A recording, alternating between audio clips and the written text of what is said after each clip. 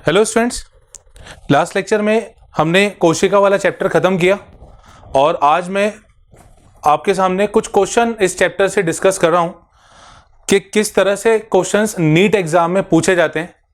तो आपको एक लेवल पता चलेगा और आप चैप्टर को ख़त्म करने के बाद किसी और बुक से क्वेश्चन की प्रैक्टिस करेंगे तो भी वो आपको क्वेश्चंस बन जाएंगे। तो ऐसे कुछ क्वेश्चंस यहाँ पे अपन डिस्कस करते हैं जो नीट एग्जाम से रिलेटेड है या उस पैटर्न पे कुछ और टाइप के क्वेश्चंस अपन देखते हैं। जैसे सबसे पहला क्वेश्चन, मैं यहाँ पे क्वेश्चन लिख रहा हूँ, उसके ऑप्शंस भी लिखूंगा और जैसे मैं क्वेश्चन लिखता हूँ, ऑप्शन लिखता हूँ, तो आप वीडियो पॉज करके उसका सही आंसर देने की अपने आप में कोशिश करिएगा। पहला क्वेश्चन, इनमें से कौन सा कथन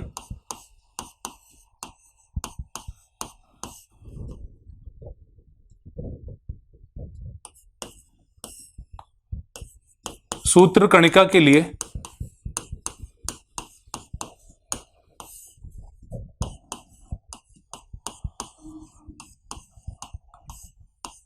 गलत है? मतलब हमें इसमें एक ऑप्शन जो गलत है माइटोकॉन्ड्रिया से रिलेटेड वो बताना है। पहला ऑप्शन है, इसमें डबल स्ट्रैंडेड डीएनए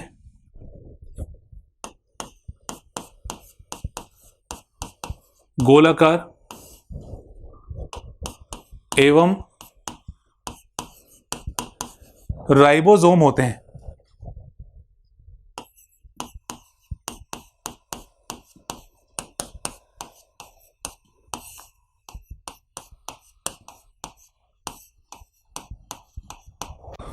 दूसरा ऑप्शन है, इसकी बाहरी सतह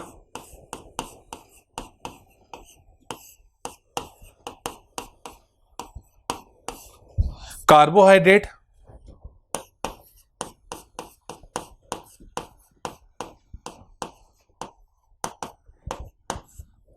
वसा एवं प्रोटीन के लिए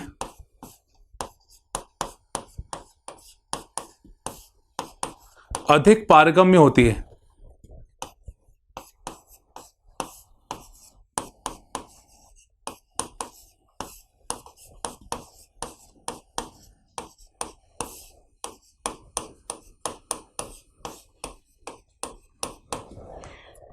तीसरा ऑप्शन है इसका इलेक्ट्रॉन परिवहन तंत्र, जिसको अपन शॉर्ट में एटीएस कहते हैं। इलेक्ट्रॉन परिवहन तंत्र के एंजाइम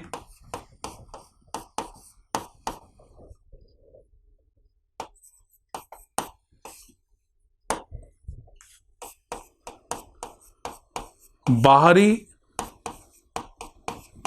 झिल्ली पर होते हैं।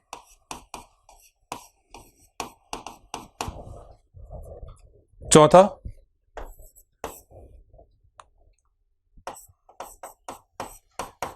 भीतरी झिल्ली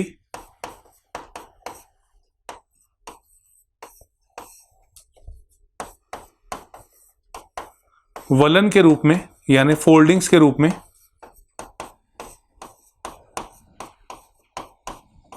होती है। ये नीट का ही क्वेश्चन है। अब इसमें आप देख के बता सकते हैं कि कौन सा कथन सूत्र कणिका के लिए गलत होगा। चलिए एक एक करके डिस्कस करते हैं। पहला ऑप्शन है, इसमें डबल स्ट्रैंडेड यानी द्विरज्जुकी डीएनए होता है, ये गोलाकार होता है और राइबोसोम होते हैं। तो ये तो सही है क्योंकि सूत्र कणिका में ये सारी चीजें होती हैं। राइबोसोम 70 इस प्रकार के होते हैं, एकल गोलाकार डीएनए होता है, द्विरज्जुकीय। अगला ऑप्शन है, बाहरी सतह कार्बोहाइड्रेट वसा और प्रोटीन के लिए अधिक पारगम्य होती है, यह भी सही है। सूत्र कणिका की दो झिल्लियां होती हैं, दो सतहें होती है, एक बाहरी झिल्ली होती है, एक भीतरी झिल्ली होती है। बाहरी झिल्ली में थोड़े से ज्यादा छिद्र होते हैं जिससे पदार्थ आसानी से अंदर आ जाते हैं। भीतरी झिल्ली कम पारगम्य होती है। यहाँ बाहरी सतह के बारे में दिया हुआ है तो ये सही है। तीसरा, इलेक्ट्रॉन परिवहन तंत्र के एंजाइम बाहरी झिल्ली पर होते हैं, ये गलत है, क्योंकि इलेक्ट्रॉन परिवहन तंत्र के जो एंजाइम होते हैं वो भीतरी झिल्ली पर पाए जाते हैं, अंदर वाली झिल्ली पर पाए जाते हैं। तो इसका आंसर जो है वो सी है, मतलब जो गलत बताना है हमें वो गलत ये वाला है। भीतरी झिल्ली वलन के रूप में होती है, ये भी सही है क्योंकि उसे हम क्रिस्टे कहते हैं। तो इसका करेक्ट आंसर है ऑप्शन सी। चलिए नेक्स्ट क्वेश्चन करते हैं।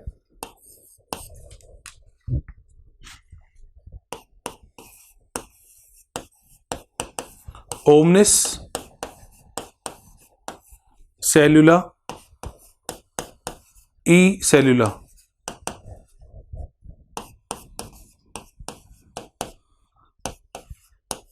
किसके द्वारा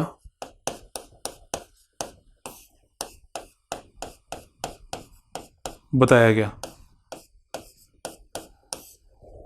ओमनिस सेल्यूला ई सेल्यूला किसने बताया था? ऑप्शंस हैं इसमें, पहला अरस्तु, दूसरा विर्चो, तीसरा श्वान और चौथे स्लीडन।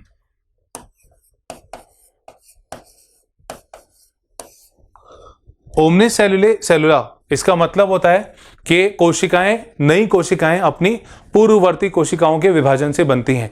देखिए, जब कोशिका सिद्धांत आया था 1838 में स्लीडन द्वारा और 1839 में श्वान द्वारा, तो दोनों ने ही ये पॉइंट नहीं बता पाए कि नई कोशिकाओं का निर्माण कैसे होता है। उसके बाद 1855 में एक साइंटिस्ट आए जिनका नाम था रडोल्फ विर्चो। रडोल्फ विर्चो ने यह कथन दिया था ओमनिस सेल्यूला, जिसका मतलब कोशिकाएं पुरानी कोशिकाओं से टूटकर बनती हैं, और फिर इस पॉइंट को कोशिका सिद्धांत में जोड़ दिया गया। तो इसका सही आंसर आएगा रडोल्फ विर्चो। सेकंड ऑप्शन इसका करेक्ट है। ओमनिस सेल्यूला इन्होंने दिया था। यह क्वेश्चन 2-3 बार नीट एग्जाम में पूछा जा चुका है। अगला क्वेश्चन,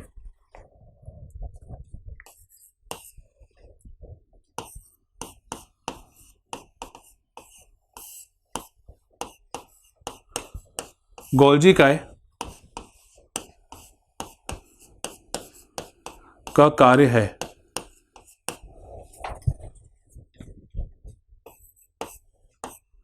पहला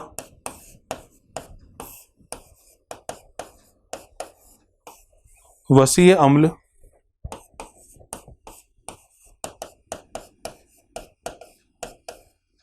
का अपघटन, दूसरा स्त्रवीय पुटिका का निर्माण, तीसरा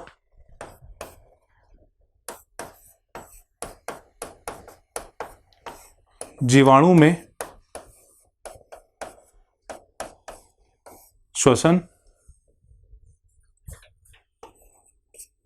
चौथा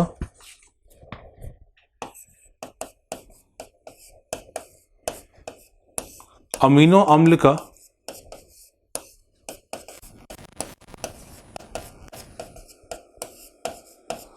सक्रियकरण। अब इसमें गोल्जी काय का कार्य बताना है, तो गोल्जी काय का कार्य क्या होगा? देखिए एक एक करके बात करते हैं। पहला है वसीय अम्ल का अपघटन। वसीय अम्ल का अपघटन, इसके लिए दूसरे कोशिकांग होते हैं जो सूक्ष्म काय होते हैं, और उसमें एक होता है ग्लाइऑक्सिसोम। तो वो ग्लाइऑक्सिसोम का मुख्य कार्य है ये, है ना। और दूसरे भी कोशिकांग इसका कार्य करते हैं, ये वाला। सेकंड ऑप्शन है स्त्रवी पुटिका का निर्माण। गोल्जी काय के 2 मुख्य कार्य हैं, एक होता है संवेष्टन का और दूसरा होता है स्त्रवण का। ये 2 मुख्य कार्य हैं उसके। संवेष्टन मतलब पैकेजिंग, अंदर पदार्थों का रूपांतरण होना, और स्त्रवण मतलब बाहर निकलना। तो ये गोल्जी काय का कार्य तो है। अपन बाकी भी देख लेते हैं एक बार। जीवाणु में श्वसन, जीवाणु में श्वसन जो होता है वो गोल्जी काय तो कराता नहीं है। वो जो झिल्ली वाला भाग होता है जिसको अपन मीजोजोम कहते हैं, वहां पे जीवाणुओं में श्वसन होता है। और अमीनो अम्ल का सक्रियकरण, तो ये राइबोसोम से जुड़ा हुआ कार्य है। तो यहाँ पे एक ऑप्शन हमको दिख रहा है स्त्रवण वाला, तो गोल्जी काय का कार्य क्योंकि संवेष्टन और स्त्रवण का है, तो इसका ये आंसर सही आएगा। थर्ड क्वेश्चन का सेकंड ऑप्शन करेक्ट है। अगला क्वेश्चन,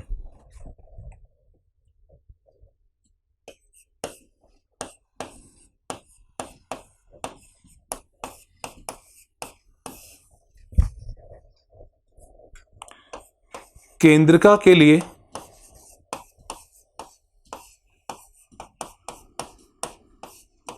सत्य है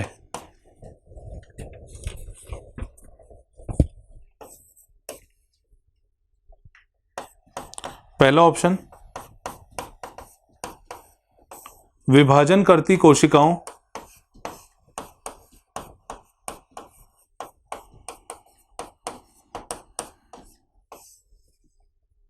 में यह बड़े आकार की होती है।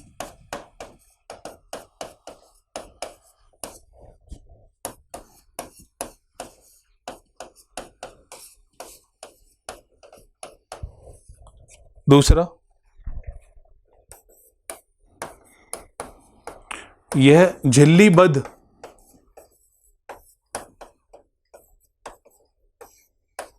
संरचना है, मतलब इसमें झिल्ली होती है।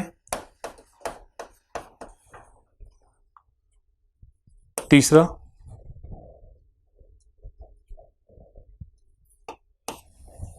तीसरा ऑप्शन है इसका,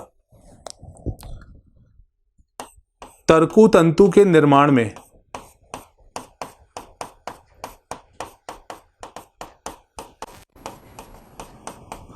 तर्कु तंतु के निर्माण में सहायक होती है।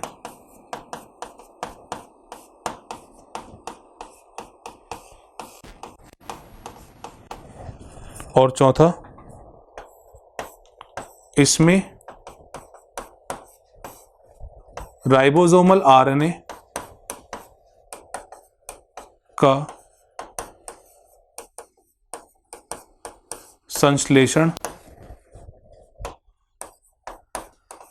होता है। केंद्रिका के लिए कौन सा सही स्टेटमेंट है हमको यह बताना है। पहला, विभाजन करती कोशिकाओं में बड़े आकार की होती है।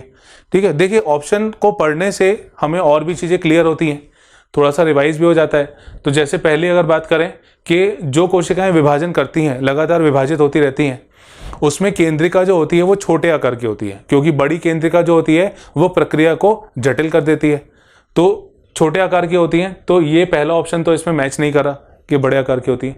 दूसरा, यह झिल्लीबद्ध संरचना होती है, तो ये झिल्ली तो इसमें होती नहीं है। तीन ऐसे संरचनाएं हैं जिसमें झिल्ली नहीं होती है, केंद्रिका हो गया, तारक केंद्र हो गया और तारक काय हो गया, और तीसरा राइबोसोम। तीसरा ऑप्शन है तर्कु तंतु के निर्माण में सहायक होती है, तो तारक काय और तारक केंद्र जो होता है वो तर्कु तंतु के निर्माण में सहायक होता है, ना कि केंद्रिका। इसमें आरएनए का संश्लेषण होता है, ये बिल्कुल सही है। आपको ध्यान होगा जब अपन इसकी संरचना पढ़ रहे थे, इसकी गुणसूत्र की संरचना में तो जो द्वितीयक संकुचन वाला क्षेत्र था, द्वितीयक संकुचन वाला, द्वितीयक संकीर्णन वाला, वहां पे जीन पाया जाता है जो आरएनए का निर्माण करता है, और वहीं पे होता है केंद्रिका को बनाने वाला जीन भी। तो केंद्रिका के अंदर आरएनए का संश्लेषण होता है, तो डी ऑप्शन इसका करेक्ट आंसर है। फिर नेक्स्ट क्वेश्चन है,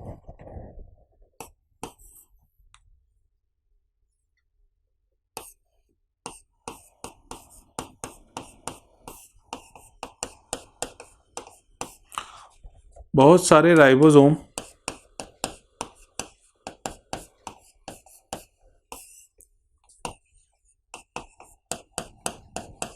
एमआरएनए से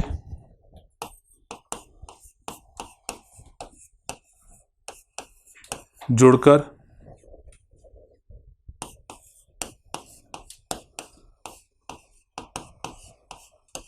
कौन सी संरचना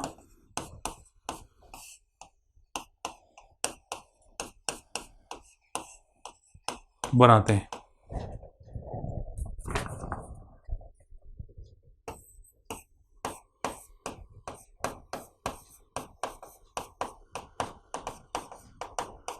पहला है बहुराइबोसोम, जिसको अपन पॉलीसोम भी कहते हैं।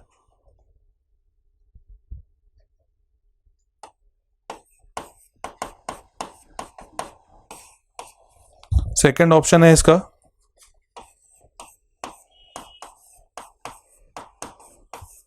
प्लास्टिडोम।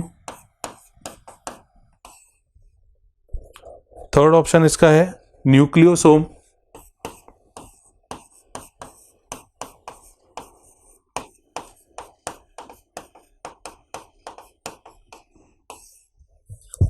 और चौथा ऑप्शन है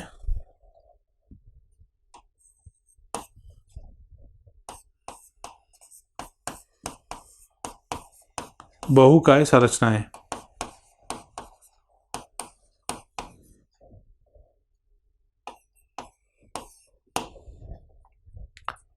जब कई सारे राइबोसोम एमआरएनए से जुड़ जाते हैं, जैसे ये एमआरएनए और इस पे बहुत सारे राइबोसोम अगर बैठ जाएंगे, जैसे इस तरह की संरचना जो दिखेगी, तो इसको क्या कहते हैं, ये भी अपन पढ़ चुके हैं आंसर इसका। इसको अपन कहते हैं बहु राइबोसोम, यानी फर्स्ट ऑप्शन इसका करेक्ट आंसर। प्लास्टिडोम जो होता है वो तो प्लास्टिड जो होता है, लवक जो होता है, उसमें पाया जाने वाला डीएनए, मतलब कुल डीएनए को अपन प्लास्टिडोम कहते हैं। न्यूक्लियोसोम जो कॉम्पैक्शन होता है डीएनए का, मतलब जो डीएनए आपस में जुड़ा हुआ रहता है, बहुत लंबा डीएनए छोटी सी जगह में जुड़ा हुआ रहता है, उसकी इकाई होती है न्यूक्लियोसोम। बहुकाय संरचना, तो ये कोई शब्द ऐसा है नहीं जो इससे जुड़ा हो, तो इसका सही आंसर है बहुराइबोसोम। नेक्स्ट,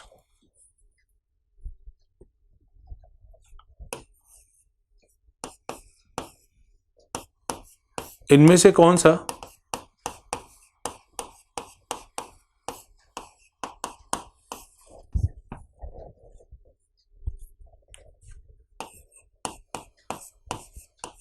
खुरदरी अंतःप्रदवी जालिका यानी एंडोप्लाज्मिक रेटिकुलम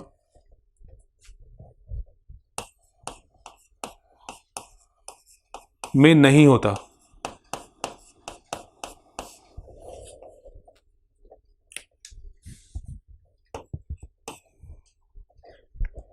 पहला, प्रोटीन का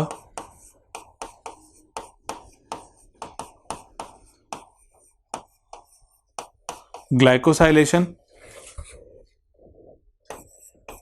दूसरा प्रोटीन वलन, तीसरा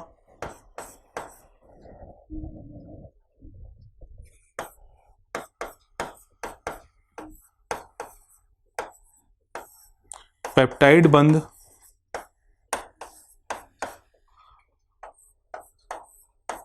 का टूटना, और चौथा ऑप्शन है इसका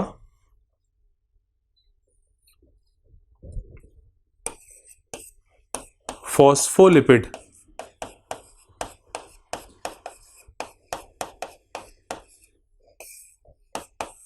का निर्माण।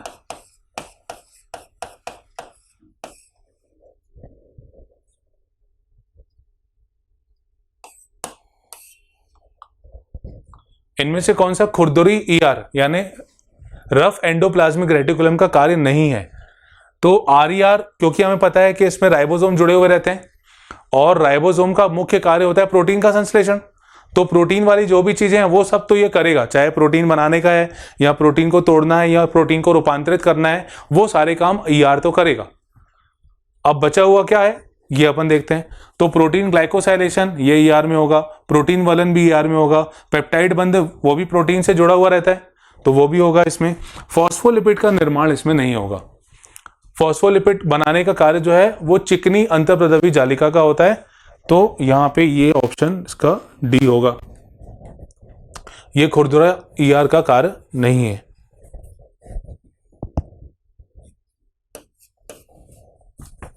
नेक्स्ट क्वेश्चन,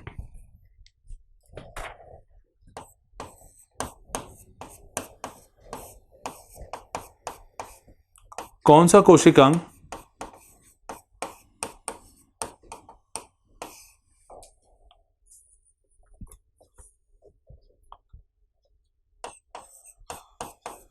कार्बोहाइड्रेट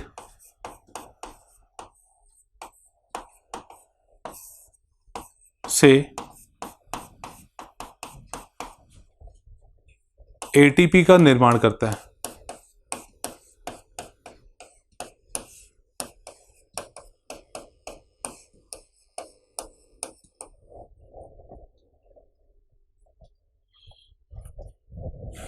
पहला ऑप्शन है इसका लयन का है। Second option ribosome.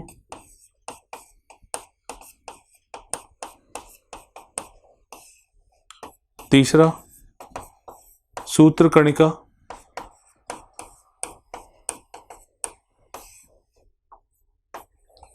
और चौथा ऑप्शन है हरित लवक।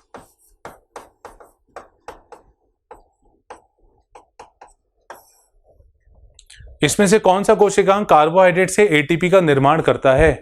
पहला लयन का है, लाइसोसोम।